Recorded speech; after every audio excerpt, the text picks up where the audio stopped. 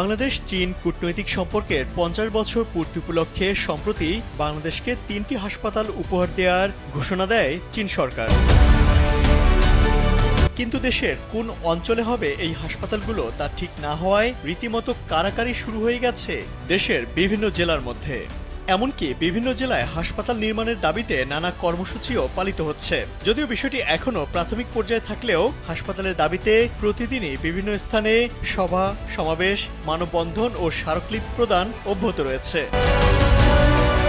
স্বাস্থ্য ও পরিবার কল্যাণ মন্ত্রণালয়ের একাধিক কর্মকর্তা জানান, বাংলাদেশকে ১০০০ শয্যার একটি বিশেষায়িত হাসপাতাল উপহার দেওয়ার ঘোষণা দেয় চীন সরকার। এছাড়া ৫০০ থেকে ৭০০ শয্যার একটি জেনারেল হাসপাতাল এবং একটি পুনর্বাসন হাসপাতাল নির্মাণে বিনিয়োগের ঘোষণা দিয়েছে চীন।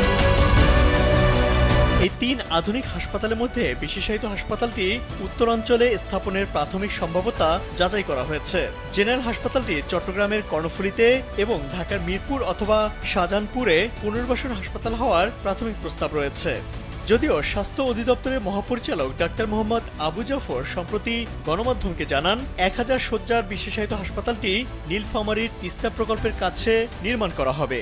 হাসপাতাল নির্মাণে ইতোমধ্যে নীলফামারী মেডিকেল কলেজের কাছাকাছি ১৬ একর জায়গা প্রাথমিকভাবে নির্বাচন করা হয়েছে। শিগগিরই কাজও শুরু হবে বলে জানান তিনি।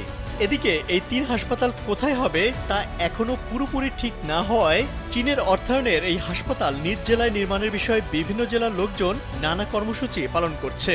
সোশ্যাল মিডিয়াতেও অনেককে এ সংক্রান্ত দাবি তুলতে দেখা যাচ্ছে। আকাশপথ, রেলপথ ও সড়কপথের বিশেষ সুবিধাসহ বিজিপি ক্যাম্পের নিরাপত্তা থাকায় নীলফামারী টেক্সটাইল মিল সংলগ্ন মাঠে চীনের উপহারের ১০০০ শয্যার হাসপাতালটি প্রতিষ্ঠার দাবিতে মানববন্ধন করেছে সেখানকার শিক্ষার্থী সহ এলাকাবাসী।